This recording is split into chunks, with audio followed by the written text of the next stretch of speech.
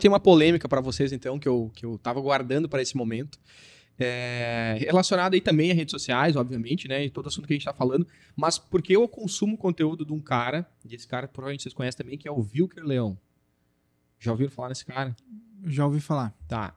O que esse cara faz? Eu acho que ele é advogado, se não me engano, de formação. Ele tem um canal no YouTube estouradaço. E ele é aluno de universidade pública e ele grava as aulas. Só que ele, obviamente, entendendo a lei, ele joga, como se diz, com o regulamento embaixo do braço. Por quê? Porque ele só grava interlocuções do professor com ele, entendeu? Então, momentos onde ele está perguntando e tudo mais. Os professores estão perguntando. E assim, foi um movimento todo pensado. Eu não sei exatamente como e quando ele começou. Se vocês não olharem ainda, olhem o canal dele no YouTube. Tem muitas views. E qual que é a briga, assim, a batalha dele? Porque ele bate muito que nas universidades, principalmente as públicas, o ensino, principalmente em história da África, em algumas matérias mais específicas, a galera joga fake news total, assim. O fake news não, como é que eu posso dizer isso, cara? Eles manobram, assim, eles têm uma narrativa que não é exatamente a real, tá? E aí ele grava isso, ele faz perguntas... Induzindo já? Induzindo, cobrando assim, cara, não, mas isso aqui eu estudei assim, isso aqui é assim assado e tal. E aí, cara, o que acontece? Na maioria das vezes os professores ou param de dar aula, ou se negam, ou quando vê que ele tá gravando, pedem pra ele se retirar e tal, depois chama de direção e tudo mais. E assim, tem vários episódios que são mais icônicos, porque daí às vezes tem um bom período de debate e tal. E, enfim, isso tem várias linhas, assim, vários viés, né? Tem às vezes alunos que se sentem prejudicados, tem muita gente que acha que ele tá fazendo uma coisa importante.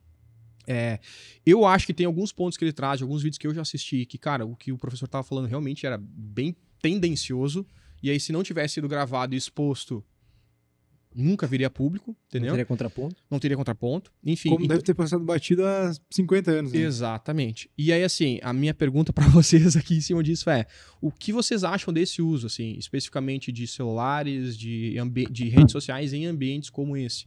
Como escola, né? Ambientes que, assim, na teoria não, são ambientes privados, públicos, eu não sei exatamente se é um ambiente privado ou não, a universidade, mas de usar o celular, usar redes sociais, gravar, postar esse tipo de coisa nas redes sociais, como que vocês veem isso? E já linkando com outra pergunta, que existe sempre essa conversa sobre regulamentar as redes sociais, né? O que vocês acham sobre tudo isso? A primeira coisa é que ele tá fazendo um marketing de guerrilha aí, né? Total. E ele tá levando isso provavelmente para demonstrar uma posição política que, assim, ele entende que não tem outra versão dentro da academia brasileira. Exato. No fim é isso, né? O problema é que, historicamente, se distorceu os fatos aqui da política brasileira na história. Assim, recontou a história de trás pra frente. Do tipo, tem muito professor de história que incensa Getúlio Vargas, que foi um ditador. Ou mesmo, aconteceu um golpe que instaurou a República no Brasil. Foi um golpe. E o Brasil nunca mais se estabilizou depois disso. Nós vivíamos uma monarquia constitucional que, óbvio que precisaria fazer avanços, né? Mas esse golpe só aconteceu depois que a princesa Isabel conseguiu avançar e acabou com a escravidão no Brasil, com a Lei Áurea. E os movimentos de esquerda tentam desfazer isso, aí trazem Zumbi do Palmares como um herói, que era um escravocrata. Ele tinha escravos. Então, essa história está toda mal contada. E quando alguém vai contar ela um pouquinho mais, olha, vamos pegar os fatos, vamos linearizar melhor isso aqui, vamos fazer um contraponto, sabe? As pessoas muitas vezes não gostam de ouvir que a vida inteira o que elas entenderam, o professor foi ensinado dessa forma, ela entra num choque. E aí ela prefere evitar a realidade do que admitir isso. E aí a gente vê que isso dá muita audiência. Porque tem muita gente que já parou para pensar e olhar para trás e dizer, não, realmente, faz sentido. Eu acho que grande parte do sucesso do Brasil Paralelo se deve a isso também. Verdade. De pegar essas histórias antigas, não digo recontar, mas dar uma luz assim, né? Traz outros fatos pra conversa, né? Por exemplo, eles têm um filme na Brasil Paralelo que é 1964. Acho que é um dos mais assistidos da história deles. Pode ser. Aí tu vai assistir aquilo lá, tu vai pensar assim, não, Brasil Paralelo, que é um canal que se coloca mais à direita, conservador, liberal na economia, vai defender e vai dizer que não houve golpe, que vai legitimar e tal. Mas não é isso que acontece. Tem o Olavo de Carvalho lá falando, houve um golpe. O golpe não aconteceu em 31 de março, aconteceu um pouco depois e tal, mas houve uma ruptura, né? E coloca lá dentro que, ao mesmo tempo que quem estava contra o regime militar não queria instaurar uma democracia. Queria instaurar um regime ditatorial que seria Comunista, controlada pelo povo, né? Que assim, que seria soviético, como é. Caramba. Então, quando tu tem esse contraponto, muitas vezes, assim, é lógico que nós devemos condenar os excessos que eventualmente têm acontecido na ditadura. É lógico que isso não é... Mas quando vai se recontar a história, e esquece que houve do outro lado uma tentativa de implementar uma ditadura e não uma democracia, que se tira isso de contexto e não se conta essa parte, há uma omissão. E quando alguém coloca essa omissão, aí essa parte reage e diz, não, tu tá sendo isso, tá sendo aquilo, e começa a taxar e começa... Da mesma forma com que se conta errado o que é o fascismo, o que é o nazismo. Esses termos não dá nem pra falar que baixa o nosso alcance. Meu Deus, no YouTube. Quando tu falou Felipe Neto antes no YouTube, eu pensei, ele vai falar mal do Felipe Neto. Nós estamos pego aqui no YouTube. Depois tu corta aí. Não, capaz, tudo certo. Bota um... Aproveita, não podemos nem falar disso aí mesmo, que a gente estiver aqui hoje execrando isso. Exato. Porque o socialismo, eles são irmãos. Né? Eles são a ideia de que o coletivo tem que se sobrepor ao indivíduo. Né? Então, na essência, esses dois movimentos querem mais Estado e querem mais controle sobre a vida do cidadão. Né? E quando o capitalismo, o livre mercado, que é o contrário, que é cada um decide o que é melhor para si, nós precisamos de livre expressão para isso, não existe democracia sem livre expressão, está amarrado. É por isso que na Constituição Americana o primeiro item já é sobre isso lá, né? Então, porque não tem como, se não tiver liberdade de pensamento, de expressão de pensamento, não tem liberdade para debater. E aí quando tu olha isso do ponto de vista de quem está com pensamento mais à esquerda, que domina a academia, que domina a história, que domina... eles não aceitam rever isso, eles não aceitam recontar isso, até porque é um choque para eles, eles não conseguem sair de dentro desse problema que ia desmontar com o que eles pensam a vida inteira, né? E uma vez acontecia que tu ouvia na escola, não tinha contraponto. É verdade. Tu ouvia na mídia, não tinha contraponto. O que a rede social fez? Trouxe contraponto para tudo isso. Quase tudo isso que eu te falei, eu aprendi na rede social. Uma parte disso que eu te falei, eu li no livro, né? Do Narlock, inclusive, um baita de um livro, né? Que ele tem uma coleção que é o Guia Politicamente Incorreto, né? Caramba. Nesse caso, o Guia Politicamente Incorreto da História Brasileira. Então, tu vai lá ler, né? O que os caras das professores... Não, isso é revisionismo, isso é... E eu acho que não tem um problema nenhum em a história estar sempre sob escrutínio e sobre, se tiver nova descoberta, tem que revisar o que a gente pensa sobre o passado. Com certeza. Afinal de contas, até pouco tempo atrás, a gente não sabia que existia dinossauro. É isso isso. não é muito tempo que a gente sabe que tem dinossauro. Não tem 100 anos isso, não tem 200 com certeza. Quer dizer, e depois daqui a gente já sabe o ano que tal do dinossauro viveu. Sim. Assim, então é uma coisa que a rede social mudou totalmente essa correlação. E hoje existe espaço para esse tipo de posicionamento e cada vez mais, eu sou empresário, eu estou aqui me posicionando hoje, eu sou dono de agência, Marasco é dono de agência, nós estamos aqui nos posicionando sobre assuntos que são polêmicos e tudo mais, nós temos a nossa visão sobre as coisas, como qualquer um que tem isso, sabe? E na rede social a gente tem a possibilidade de debater isso. De ter o pró e o contra, e nós temos que ter capacidade de sustentar essa discussão até o final. Por isso que a gente consegue hoje estar em público aqui, perdão, a gente consegue estar em público aqui, a gente consegue estar conversando abertamente, porque a gente sabe que nós temos um ambiente livre para depois contrapor esse tipo de ideia, né? E a gente vê que nos Estados Unidos, a tentativa, o governo americano, aliás, Mark Zuckerberg disse, nós sofremos pressão para implementar medidas de censura. Ele fala isso num outro podcast, no Joe Rogan. Aliás, Joe Rogan Experience, para quem fala inglês, eu acho que hoje tem como botar legenda ali, né? Sim. Tem como botar, acho que no YouTube ali. Acho que sim. Assista esse podcast. Assista esse podcast. Ele é genial nisso, e esse podcast tanto o podcast do Elon Musk, como o do Trump, que teve lá também na véspera da eleição, como o do Mark Zuckerberg, são muito reveladores. E naquele podcast que o Mark Zuckerberg fala, né, nós fomos pressionados pelo governo americano. Caramba. E o Congresso americano, ele fez uma investigação conduzida por um parlamentar que abriu tudo isso, e os e-mails são públicos hoje. E ele refere, não, quer saber o que nós conversamos, tá lá no e-mail que foi tornado público. Eles insistiam que nós tomássemos... E isso acabou fazendo com que a gente não conseguisse reverter antes as medidas que nós entendemos que passaram a ser utilizadas de maneira politizada dentro da rede social. E que são essas políticas que coadunam com o que esse influencer vê na sala de aula e utiliza para contrapor. E aí, por que é justamente esse professor, essa linha de raciocínio, essa linha de pensamento, que quer banir a rede social ou criar mecanismos de controle na rede social. Sabe? Não é por acaso. É verdade. Porque é quem está perdendo com a liberdade de expressão. É quem não está interessado nos fatos. O Né? famoso quem não deve, não teme. Exatamente.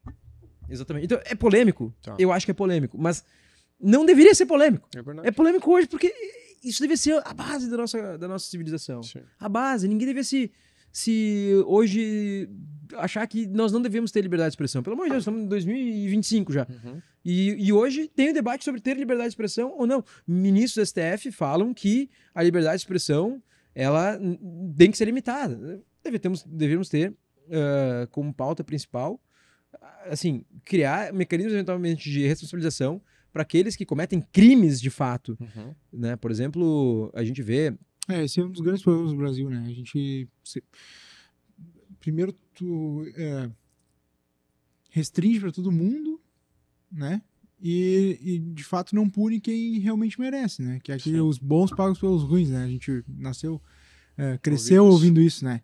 E é isso, cara. Porque, na verdade, assim, cara, se o cara cometeu um excesso lá, se falou uma merda, enfim, o cara vai lá e pune o cara, né? Uhum. Então, responsabiliza ele, mas não todo mundo, né? Porque, cara, eu sou um cara...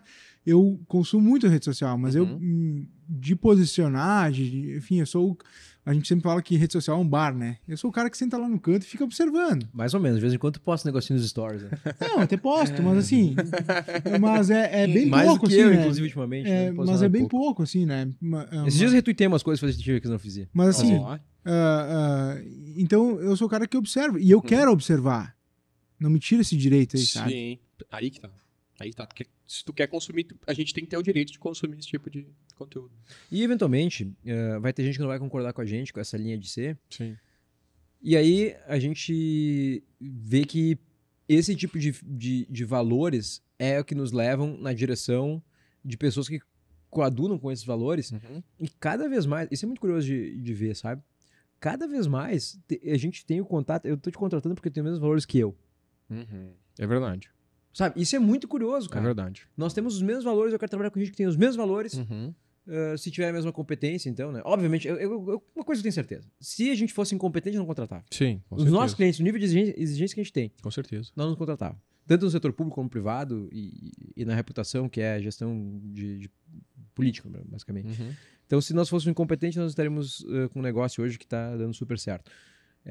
Mas eu também tenho certeza que se a gente não tivesse um elemento forte de valores, né?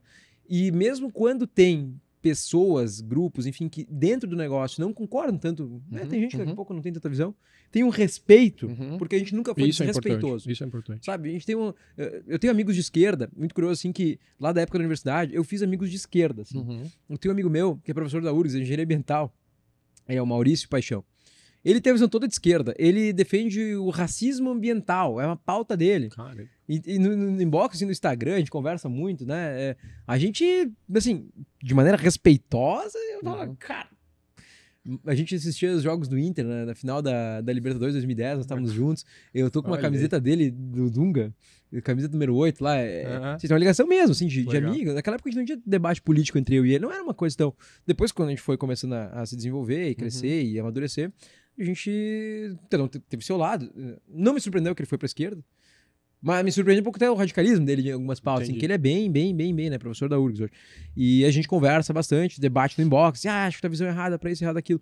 Mas como professor da engenharia ambiental da URGS, quando deu as enchentes aqui, eu liguei pra ele trabalha no IPH, cara, como é que funciona? E tecnicamente teve uma conversa que não tinha direita, não tinha esquerda, era uma conversa técnica, sabe? Uhum. Porque a calha do Rio isso, porque aquilo. Ele me explicou como se fosse, cara, me explica como se fosse um aluno lá do quinto ano, sabe? Me explica porque eu preciso entender mesmo, assim. Me explicou detalhes. Cara, quando o rio enche, ele começa a deslizar água sobre água, e assunto técnico e tal. Obviamente no campo político a gente não entende nada, né? E brinca e coisa assim. Sim. Só que nunca perdeu a amizade, nunca perdeu o respeito. Mesmo em ambiente profissional, quando a conversa foi mais politizada, com visões diferentes e distintas, a gente sempre lidou numa boa com isso, sabe? E, tua visão é essa sobre esse assunto, a minha é aquela sobre esse assunto, que tu nota que tem um componente já de ideologia atrás, mas quando tu sabe lidar de maneira madura com isso, né? Funciona, dá pra levar, né? Mas é lógico que tem que ter esse amadurecimento, essa capacidade de colocar assim, a disputa de ideias muito acima do que... Eu acho que liberdade é isso, né? Na verdade é tu lutar pro outro falar o que ele quiser falar, mesmo sem tu concordar, né? Sim. Acho que é isso. E é muito duro hoje, cara. Sempre foi muito duro isso, né? Isso é coisa do ser humano mesmo. Falar sobre o assunto que tu não gosta. Claro. E por isso que nós estamos nos polarizando. Sabe o que acontece? A polarização do mundo, ela é bem natural. Porque se a rede social hoje permite que a gente fale mais com pessoas, interage mais com pessoas com as quais a gente concorda, e é natural na vida, a gente faz muito isso, sabe? A gente até tem amigo mais de esquerda, mas maior parte de quem é de direita conversa com a de direita, e quem é mais de esquerda conversa com a mais de esquerda, assim. O entorno conta muito sobre isso, sabe? Na rede social não seria diferente, né? Essas coisas se clusterizam mais na rede social e tu consegue encontrar isso mais. E isso é uma dinâmica que também não volta mais, né? E isso retroalimenta a polarização. E se polarização fosse ruim, os Estados Unidos não seria o líder mundial. Porque os Estados Unidos vivem uma polarização interna durante sua vida inteira como país, como nação. Começou como... Tu é azul ou vermelho lá. Azul e vermelho. Inclusive é o contrário, né? O vermelho lá o republicano e o democrata é o azul, né? Então não pode cair nessa... Mas que essas cores da bandeira americana, não tem tanto a ver como... Isso nasceu antes de comunismo e coisa assim. E, na verdade, quando tu vai ver essa história, era sulista contra os Estados do Norte, né? Então, guerrearam e tal, e permaneceram depois unidos. Depois, aqueles que defendiam as medidas, uma espécie de apartheid que teve nos Estados Unidos, né? Questão de cor lá e tal. Mais uma vez aí, era republicano com democrata. O democrata defendia essa questão do manter a divisão por cores, não sentar na mesma mesa, coisa assim. E era republicano que defendia naquele momento que as pessoas não deviam ser tratadas diferente conforme a cor, né? Tu vê como essa coisa vai mudando de polarização. Hoje, os caras tentam dizer que os republicanos são da Ku Klux Klan. É surreal. Então, também tem a medida dos tempos, assim, mas a sociedade americana sempre foi polarizada.